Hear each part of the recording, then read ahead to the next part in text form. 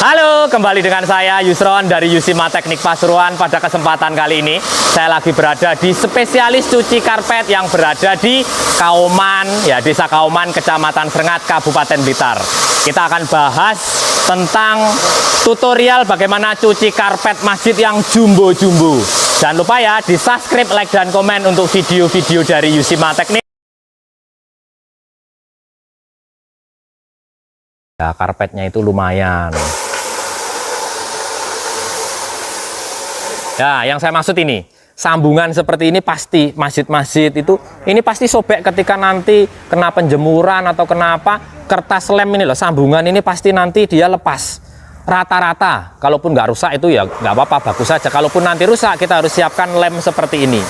Lem kertas seperti ini kita harus punya untuk karpet-karpet masjid yang perlu diperhatikan. Ya, jadi lem kertas seperti ini nanti ada nyambungnya sendiri. Misalkan ini kita cuci karena itu basah, dia retak atau putus, ya nanti kita sambung ulang ketika proses packing.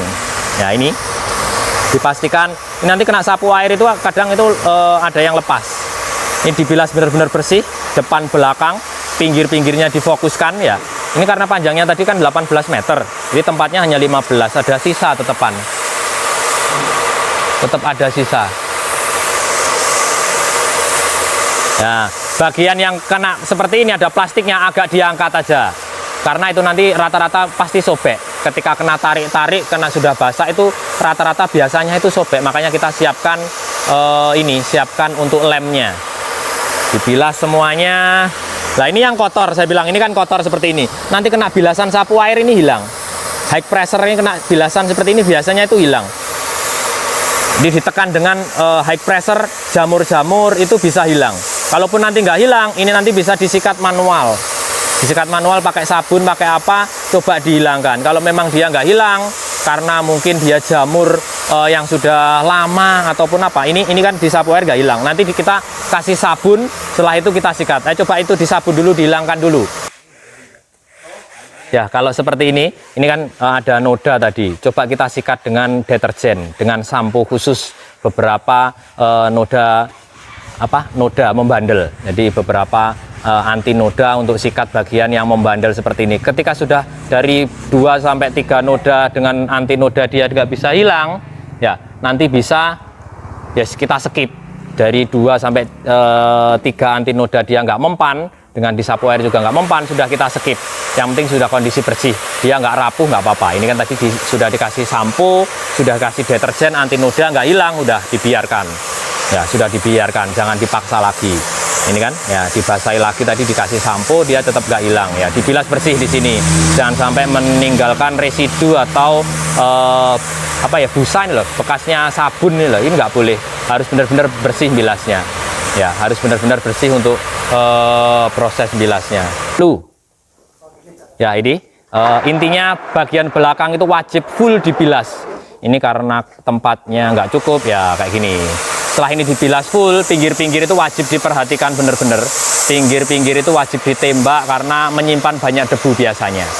Ya, pinggir-pinggirnya ini dibilas full. Setelah itu nanti ini dibuka, ya dibuka, ini dibilas bersih. Setelah itu dibuka, baru nanti digulung sambil dibilas lagi. Ya, benar-benar dipastikan ya kayak gitu. Itu bawahnya sebelum dibawakan itu dibersihkan, sambil dibersihkan seperti itu.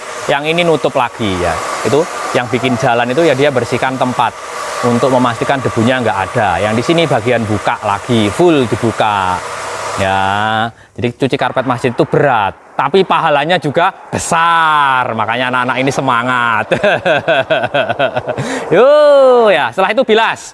Bilas goyang sapu air, setelah dibilas baru nanti digulung. Ada yang gulung sambil dibilas lagi. Ayo, yang semangat masih dibilas, dipastikan benar-benar bersih, benar-benar bersih. Nanti seratnya bisa kembali buka, dipastikan benar-benar. Ya, ini loh, maksud saya adalah bagian tepinya ini harus ditekan benar-benar. Ya, kalau bagian tepi ini nggak apa-apa. Ini karena apa? Di sini debunya banyak. Debunya di sini banyak. Ini harus ditembak sendiri seperti ini. Karena untuk membuang debu-debu yang tersimpan di pinggir-pinggirnya karpet ini kanan kiri wajib ditembak. Untuk warna-warna yang cerah kita harus benar-benar pastikan biar kelihatan bagus. Ini kalau deket-deket dia akan garis ya. Ini nggak berani kita deket-deket. Insting kita harus main ketika kita nembak dengan sapu air seperti ini ya. Minimal untuk bilas itu ya minimalnya segini. Jangan sampai deket-deket. Sini masih mampu ya nggak apa-apa mampu. Kalau lebih deket lagi ini nanti akan timbul garis. Jadi resiko banget kalau seperti ini. Ya, itu yang perlu diperhatikan di karpet masjid itu, hati-hati di proses bilasnya seperti ini. Ya, ini pojokannya harus diulangi. Ya, ini full dibilas lagi sampai depan sambil digulung lagi. Ya, ini. Jadi ini digulung. Ini kalau karpetnya panjang ini gulungnya harus benar-benar rapi. Karena ini pengaruh di mesin spinner, ya nggak boleh moncong-moncong dan sambil dibilas. Kalau di tempat kita sambil dibilas seperti ini, sambil gulung dibilas. Nanti ketika sudah diberdirikan juga dibilas lagi. Jadi dipastikan benar-benar noda, kotoran-kotoran benar-benar hilang, bersih. Dan pastinya menjaga kesuciannya. Di benar-benar ini gulungnya nggak boleh asal-asalan ya, harus rapi. Karena ini pengaruh di mesin spinner. Ketika nggak rapi nanti nyepinernya resiko untuk guncangannya tinggi ya. Dibilas sambil ditata lah. Untuk ngangkat seperti ini butuh orang yang banyak, makanya cuci karpet masjid itu berat. Ini berat banget karpet ini. Untuk memberdirikan setidaknya harus ada 2-3 orang. Satu orang terlalu berat nanti encok nanti ya. Yo, pelan-pelan ya, seperti itu.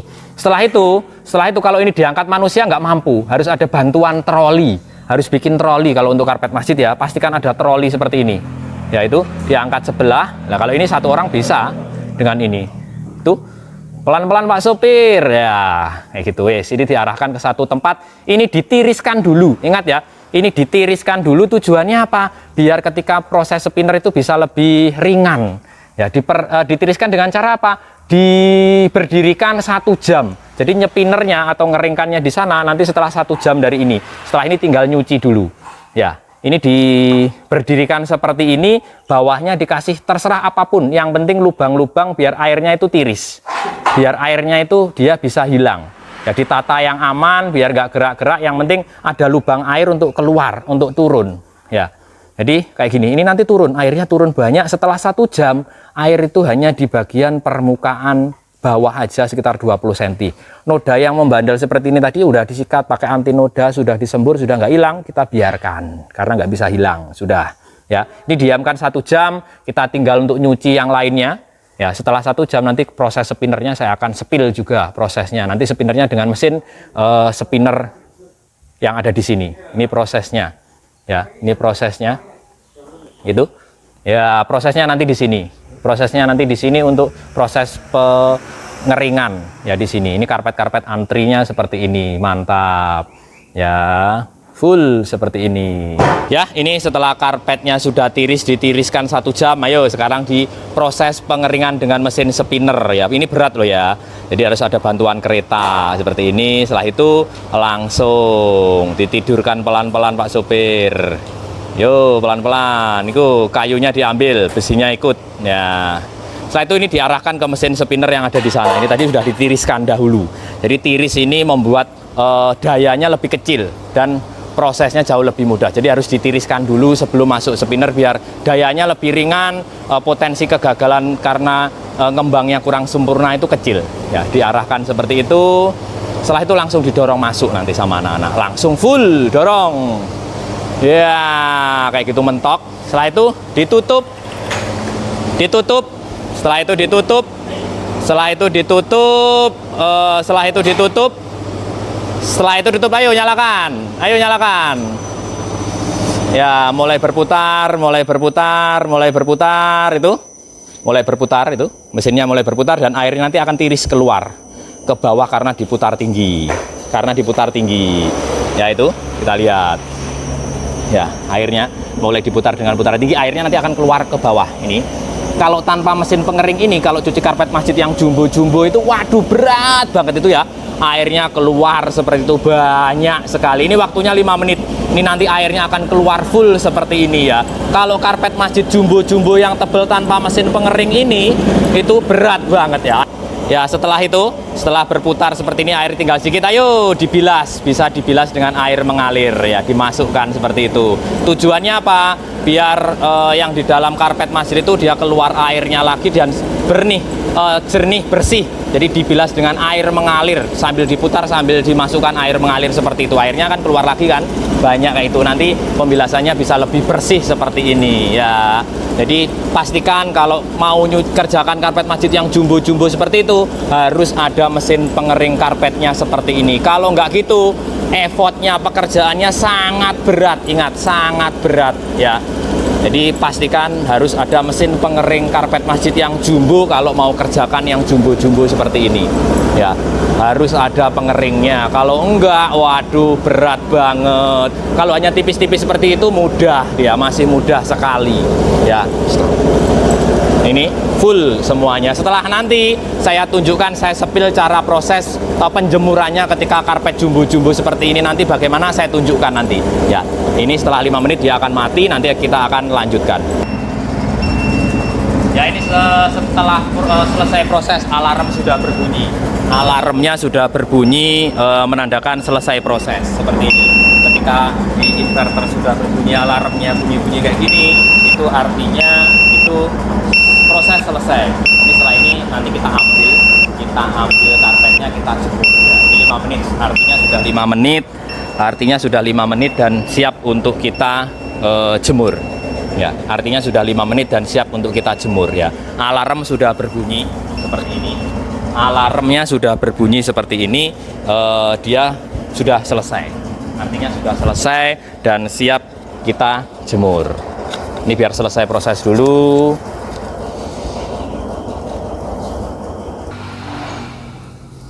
Jadi setelah selesai proses, karpetnya agak dikecilkan sedikit, setelah itu putar balik biar itu ngambilnya gampang. Ini dikecilkan sedikit, setelah itu ditutup, diputar balik. Jadi kalau nggak dikecilkan sedikit, kalau diputar balik nggak mau ngecil dia.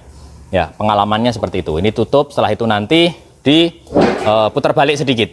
Ya, ini setelah ini diputar balik sedikit, setelah itu karpet bisa masuk. Ya, nanti setelah itu dijemur. Ini diputar balik dulu, ayo. Terputar balik sebentar, 4 detik, setelah itu black selesai ya, stop. Nah, itu sudah black artinya sudah selesai, ini setelah itu diambil ya. Setelah itu diambil, dibuka baru raknya datang, rak untuk mengeluarkan, memasukkan itu datang ya, seperti ini. Setelah itu ditarik ya, dikeluarkan, karpetnya dikeluarkan. Yo, pelan-pelan Pak Supir. Ya besar ya, berat ya. Pelan-pelan Pak Supir. Ayo ditarik. Ya, agak mengecil seperti itu. Oke. Ya, mentokan dulu biar nggak masuk. Pentokan, dorong dulu. Ya, oke, setelah itu dibawa ke penjemuran. Nanti kita triknya ke penjemuran kita bawa. Ini saya ikutin di sini ya. Masuk ke trik penjemuran, kita ikutin langsung prosesnya tanpa kita, awas jatuh, pelan-pelan sambil ditahan. Yo, dibawa ke tempat penjemuran. Ini jemuran kalau tipis-tipis nggak masalah, 1 orang aja beres. Kalau yang tipis-tipis seperti itu.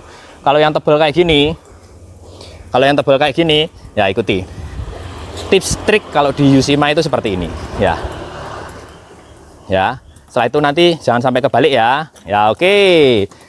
Tombol tuasnya, yuk langsung tombol tuasnya diambil, dimasukkan ke dalam rak ya. Dimasukkan dulu, dimasukkan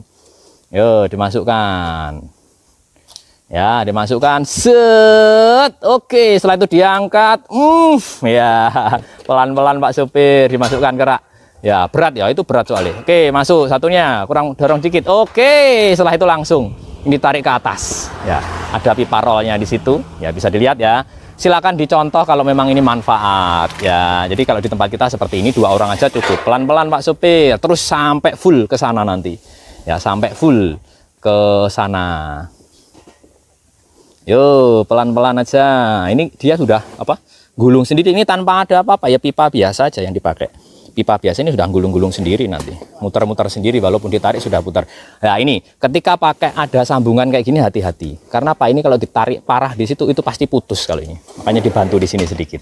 Ya itu pasti karena sobek itu mudah sobek kalau sudah basah itu sambungan dari karpet itu full.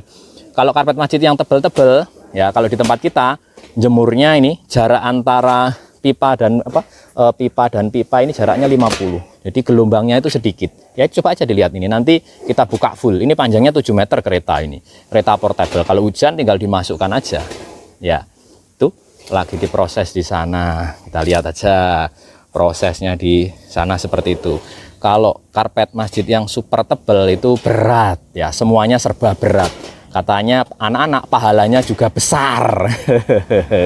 Yaitu tuh dimasukkan full ke sana. Setelah itu nanti bikin gelombang sampai ini habis. Satu rak ini mampu sampai 6 karpet tergantung. Kalau ini panjangnya ini 18 meter ya ini cukup 3 apa ya 3 1 2 3 gitu.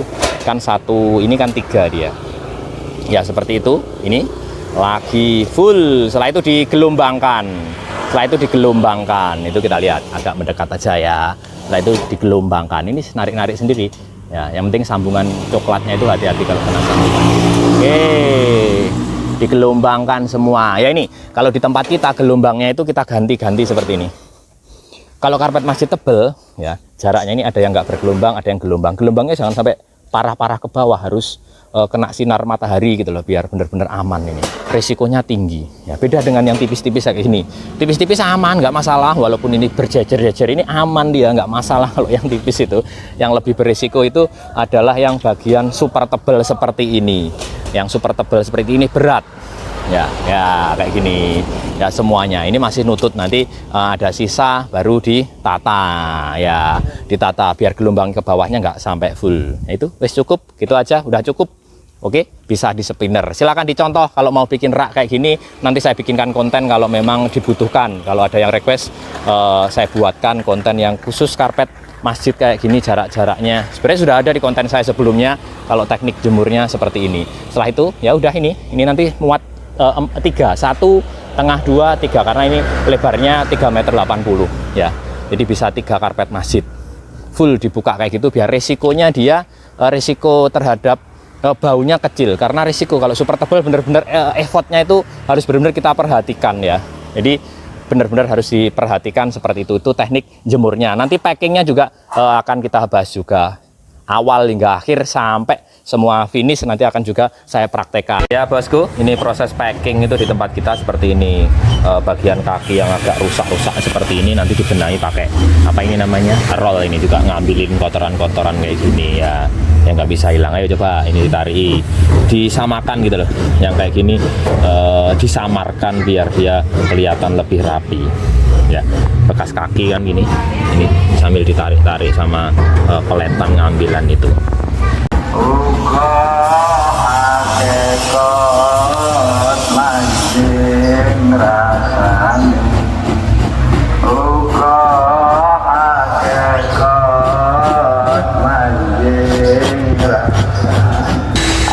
Setelah divakum, disedot debu, barangkali ada debu yang nempel. Setelah itu diparfum, dikasih parfum seperti ini biar harum untuk karpetnya. Ya, sambil diparfum seperti ini, sambil dianalisa, dilihat ada kotorannya lagi atau tidak. Ini dikasih parfum. Ini proses cuci karpet masjid. Ini proses packingnya di sini. Divakum sambil dianalisa ada kotoran atau noda-noda atau tidak. Setelah itu diparfum, baru nanti diplastiki gulung seperti ini. Ini gulungan yang sudah jadi diplastiki. Tips spesialis cuci karpet ya untuk menangani karpet masjid yang berserabut seperti ini. Yang berserabut seperti ini. Saya fokuskan dulu. Saya fokuskan seperti ini. Kalau yang masih bagus itu seperti ini. Ya ini kalau kayak gini itu bagus ya. Untuk yang seperti ini kadang ada yang rusak-rusak, nanti kita panasi atau kita hilangkan serabut halusnya. Kayak gini ya, fokuskan. Ayo sekarang coba ditembak itu. Ya kita dekatkan di sini. Lah itu rambutnya langsung rapi dia kayak gitu. Ini adalah tips, pelan aja jalannya sampean, pelan aja. Ya yang parah ini, coba yang parah ini. Ya. Lah seperti itu tips dari kita, dipanasi dengan hot gun biar lebih rapi lagi. biar lebih kelihatan menarik cucian kita ya, dipanasi seperti itu. Silakan dicoba kalau memang ini manfaat. Terima kasih. Berikut ini proses packing untuk karpet masjid yang jumbo-jumbo itu diplastiki seperti ini. Nah, caranya bagaimana ya, satu orang aja bisa seperti ini. Kemarin yang tanya, ini tekniknya. Ya, ditarik seperti ini ya, pakai plastik wrapping jadi rapat seperti ini. Caranya seperti ini, muter-muter, ditarik sambil di akhirnya rapat. Terus melingkarnya mengikuti arah dari gulungan karpet seperti ini ya. Ini rapat, setidaknya 2 lapis biar tidak mudah sobek. Kalau hanya 1 lapis nanti biasanya cepat sobek ketika diangkat-angkat ataupun ketika handling ya. Ini seperti ini tekniknya. Di 2 lapis, depan, atas dan bawahnya belum dikasih plastik, setelah ini nanti dikasih plastik ya. Ini 2 lapis ya, tujuannya apa? Biar rapat, bagus. Tekniknya seperti ini, satu orang aja bisa. Yang satunya di sana sudah kasih parfum ya, full sampai ke bawah. Setelah itu nanti bagian atas dan bawahnya ini melingkar ke atas lagi biar rapat. Jadi beberapa lapis ya, setidaknya minim 2 layer atau 2 lapis ya, seperti ini. Setelah itu bagian yang atas nanti juga dikasih wrapping lagi.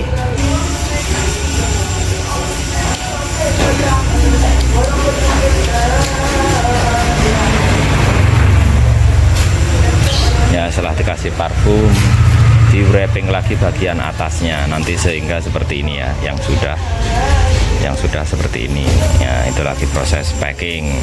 Tetap 2 layer atau 2 lapis bagian yang depan, atas dan bawah ini.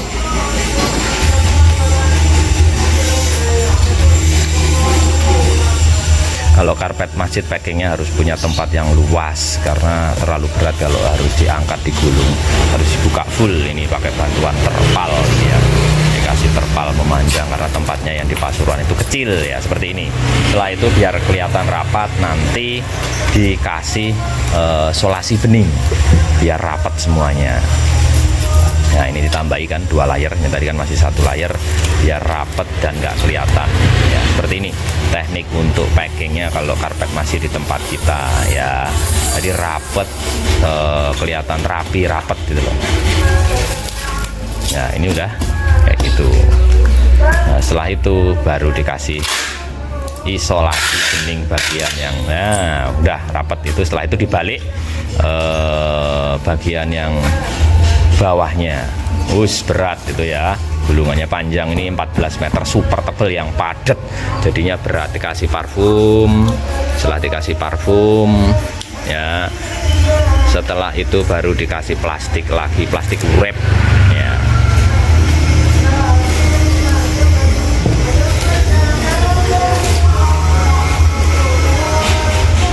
Ya, seperti ini tekniknya.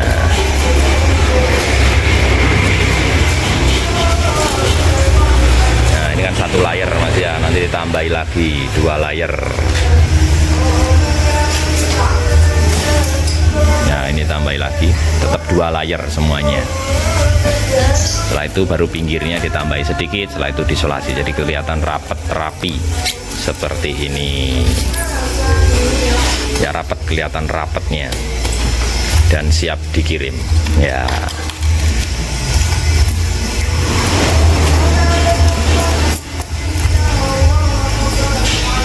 Dadar gulungnya bosku siap dikirim ya, 16 roll, panjang 18 meter. Ini nanti ke Gresik ya, meluncur Masjid Gresik. Terima kasih banyak atas kepercayaannya. Antrian menunggu dikirim juga sama ini. Pengantaran karpet masjid ini, spesialis cuci karpet masjid berada di Surabaya, di Al Islah ya. Masjid Al Islah, pengiriman karpet ke Masjid Al Islah. Ini karpetnya setelah dicuci mau kepasang untuk menyambut bulan puasa. Ikuti terus channel dari Yusima Teknik, jangan lupa di subscribe, like, dan komen. Terima kasih.